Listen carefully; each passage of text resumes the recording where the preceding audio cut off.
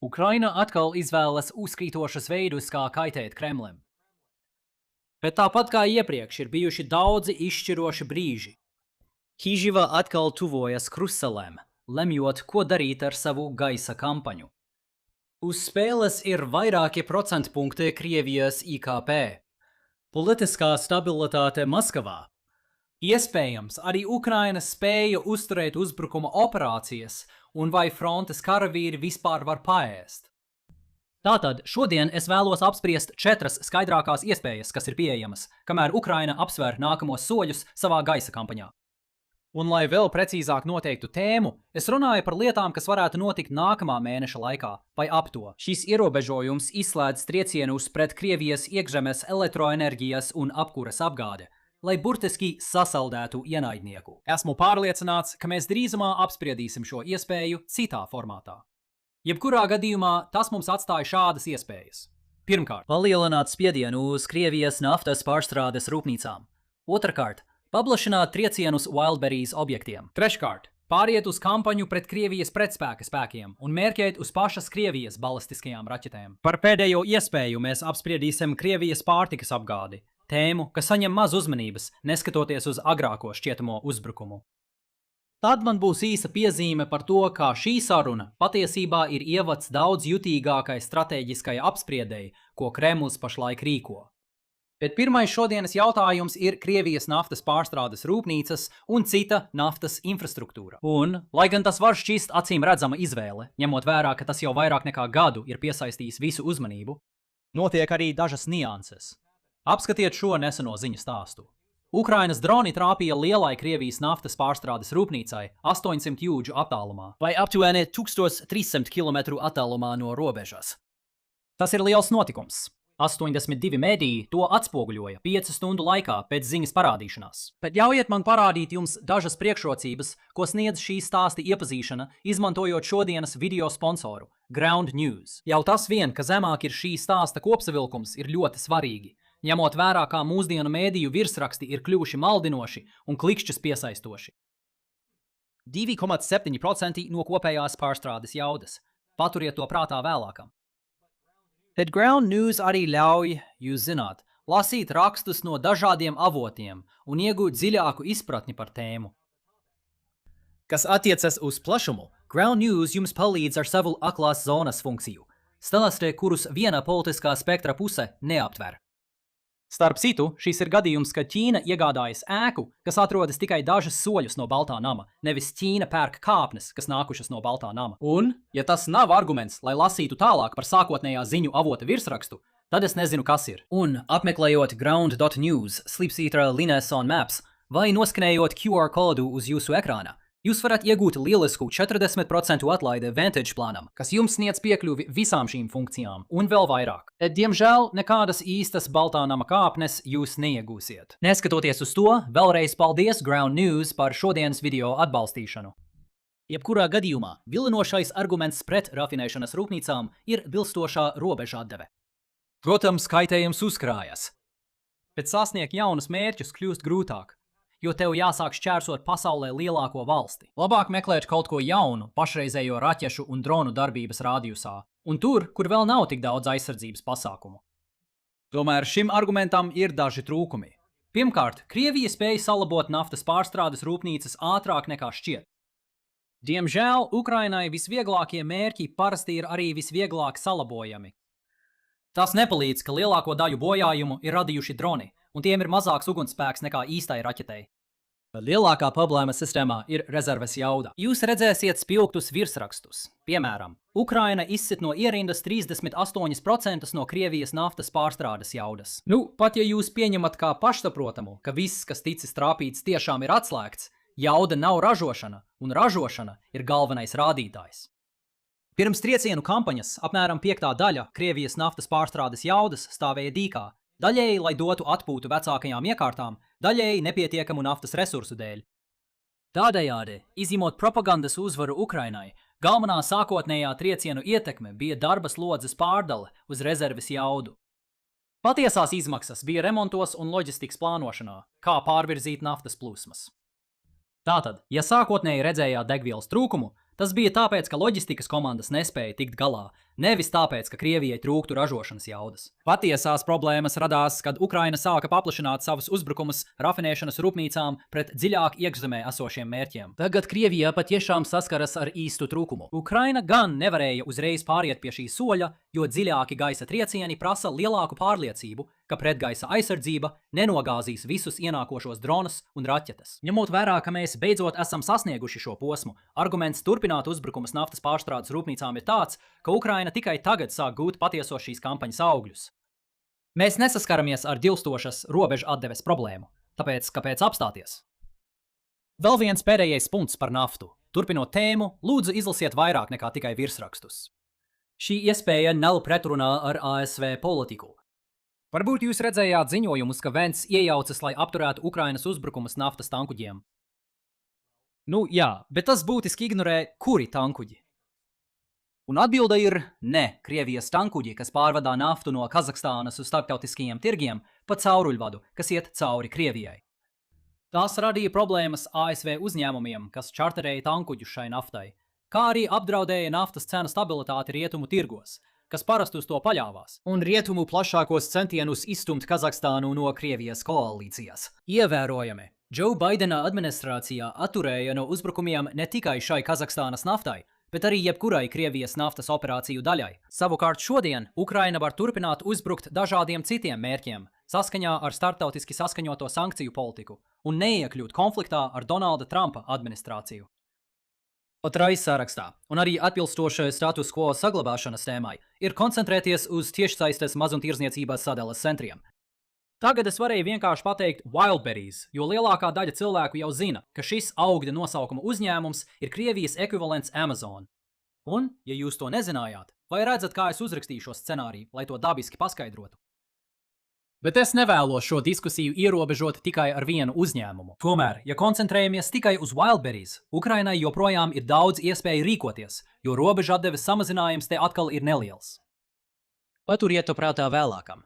Wildberries centri ir izstrādāti tā, lai darbotos neatkarīgi viens no otra. Tātad, ja jūs iznīcināt vienu no tiem, jūs nodarāt milzīgus zaudējumus. Jūs visticamāk šo objektu pilnībā norakstāt, atšķirībā no tā, kas notiek ar pārstrādes rūpnīcām. Taču jūs netraucējat citu centru darbībai, kamēr pasūtījumi turpina ienākt un mazumtirgotāji turpina pārdot Wildberries tirgū. Ukrainai šeit mīnus ir tas, ka viens izplatīšanas centrs nav vērts vairākas reizes savu vērtību. Pozitīvais ir tas, ka katrs izplatīšanas centrs, kur jūs skarat, ir aptuveni tikpat vērtīgs kā iepriekšējais. Vienīgie ierobežojumi ir uzticības zudums pašam uzņēmumam un noliktavu lielums.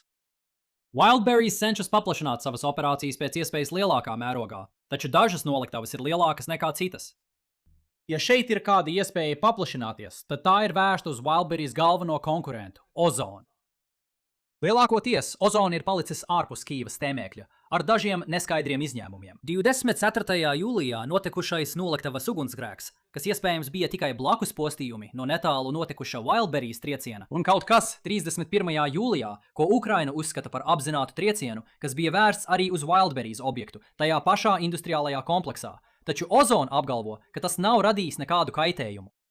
Tagad Ukraina šeit neaturas aiz dāsnuma vai kā atlīdzību Ozonu par to, ka viņi nepārdod tādu pašu divējāda lietojuma aprīkojumu kā Wildberries. Patiesībā publiskajās petīcijās par nepieciešamo preču iegādi izvietotajiem karavīriem Ozona saites ir gandrīz tikpat bieži sastopamas kā Wildberries saites. Drīzāk tas atkal ir saistīts ar biznesa modeli. Ozona ir koncentrējies uz mazākām, bet vairākām noliktavām, bet, runājot atklāti, tie nav tik labi mērķi Ukrainai kā plašās Wildberries noliktavas. Tomēr var iedomāties, ka ja Ukraina iznīcina pietiekami daudz Wildberries objektu, tad mazākie Ozona mērķi kļūst par nākamo labāko variantu. Trešā iespēja ir mērķiecīgi vērst triecienus pret Krievijas pašas balistisko raķešu ražošanu. Un vai šeit iespējams nebūs daudz izvēles iespēju. Jūs iespējams jau esat dzirdējuši no manis vai citur par būtisko pretraķešu aizsardzības trūkumu Ukrainā. Dronu pārvēršanas rādītāji joprojām izskatās lieliski, taču raķešu pārtvēršana ir strauji samazinājusies Patriotu trūkuma dēļ. Iepriekš mēs nonācām pie iespējas, ka Ukrainai vajadzēja izvēlēties – turpināt uzbrukumus esošajiem mērķiem vai pārorientēties uz Krievijas raķešu ražošanu.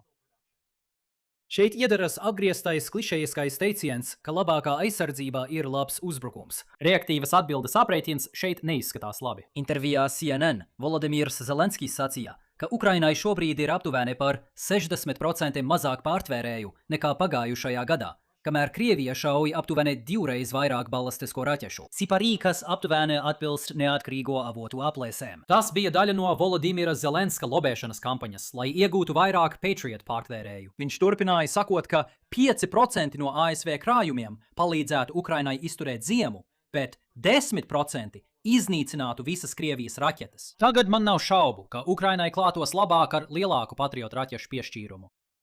Tomēr šie skaitļi nav pareizi. Tikai aizsardzības pieeja nedarbojas.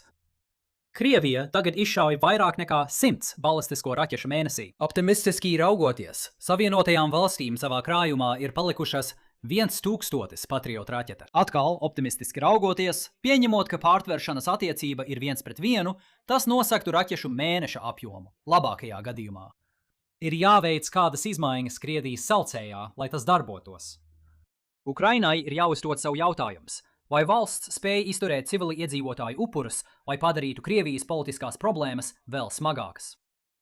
Tas ir iespējams. Civili iedzīvotāju bojāgājušo skaits no šiem ieročiem šogad visticamāk ir mērāms 100. Šīs rādītājs pieaug, un jebkurš civiliedzīvotāju nāves gadījumu skaits nav labs, taču tā ir politiskā realitāte, ar kuru Ukraina saskaras. Lai sarežģītu situāciju vēl vairāk, Krievija iespējams piespiež Ukrainu rīkoties, pastiprinot uzbrukumus ieroču ražošanas objektiem. Tieši tā, Putins medī militārās tehnoloģijas. Un, lai arī iepriekšējais teikums bija ļoti aizraujošs, ja tev vairs nav raķešu, ko palaist, tad tev arī nav dilemmas. Patiesībā tev vispār nav nekā ko darīt. Un tādējādi parādās nepieciešamība, lai Ukrainas militārās tehnoloģijas medītu Krievijas militāro tehnoloģiju medniekus. Šeit ir daudz trūkumu. Pirmkārt, ražotnes parasti atrodas tālu prom. Tāpēc ir ļoti ērti, ka Ukraina jau iepriekš ir pabājinājusi Krievijas pretgaisa aizsardzību. Citādi tas vispār nebūtu variants. Otrakārt, ražotnes ir nocietināts ne tikai šī iemesla dēļ, bet arī tāpēc, ka ēkām jābūt izturīgām pret sprādzieniem no iekšpuses negadījuma gadījumā. Tas ir vēl svarīgāk trešajam jautājumam. Neatkarīgi no tā, kurš tās faktiski palaiž, Ziemeļkoreja piegādā raķetes Krievijai. Ar tādu attālumu nav iespējamas vieglas uzvaras. Jūs nevarat vienkārši nosūtīt kādu kvadrokopteru ar laivu pie Korejas pussalas, kā tas bija operācijā Zirneka tīkls. Jums ir nepieciešama īsta ugunsspēks. Tāpēc mēs atgriežamies pie mūsu iepriekšējās sarunas par to, ka ir nepieciešams medīt palaišanas iekārtas. Tieši tāpat, kā tas bija izšķiroši svarīgi, lai iegūtu gaisa pārākumu Irānas karā. Visbeidzot, mums ir pārtikas loģistika. Un es šo atstāju beigām, jo tieši šeit slēpjas vislielākā intriga. Ja mēs atgriežamies pie Wildberries kampaņas sākuma, otrajā triecienu vilnī, 22. jūlijā Ukrainas drone uzbruka Miratorg gaļas pārstrādes rūpnīcai Brianskas apgabalā. Tāpat kā toreiz, arī šodien joprojām nav skaidrs, vai tas bija apzināts trieciens. Drone dažkārt novirzās no kursa. Pretgaisa aizsardzības sistēmas, kuras ticiet vai ne, joprojām kaut kādā mērā pastāv Krievijas teritorijā, var arī izraisīt dronu avāriju nepareizā vietā. Kāpēc tas šķita tīšs, ir tas pats dubultā lietojuma arguments, ko Ukraina ir izmantojusi, lai attaisnotu uzbrukumus Wildberry. Juritorgs ir viens no lielākajiem gaļas piegādātājiem Krievijā. Daļa šo gaļas produktu nonāk Krievijas armijā. Ņemot vērā, ka uzbrukums notika pierobežas apgabalā, bija saprātīgi secināt, ka Ukraina iespējams mēģināja atstāt Krievijas loģistiku bez apgādes šajā reģionā. Bet tad paiet laiks un nekas nesako. Tātad, varbūt tā bija nejaušība.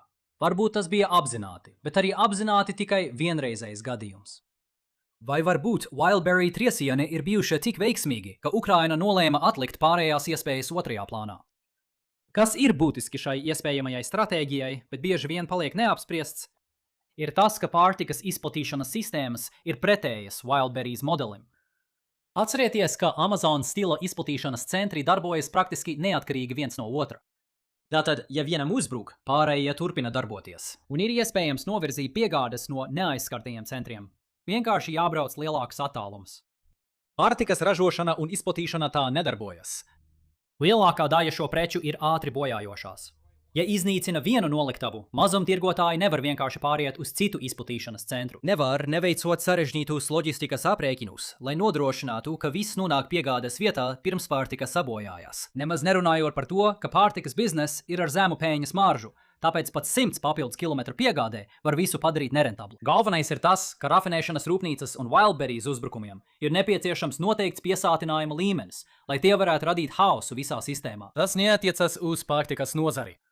Tāpēc šeit Kijevai ir lielāka papildu vērtība ieguldīt šajā virzienā dažus resursus, lai liektu Krievijai ražot olas visur. Svarīgākais nosacījums šeit ir tas, ka Ukrainai būtu stingri jāuzsver divējāda lietojuma naratīvs, lai izvairītos no kritikas par kaitējumu civiliedzīvotājiem. Tas ir nostrādājis Wildberries gadījumā, neskatoties uz proporcionalitātes jautājumiem, un joprojām nav nevienas sūdzības no rietumu līderiem.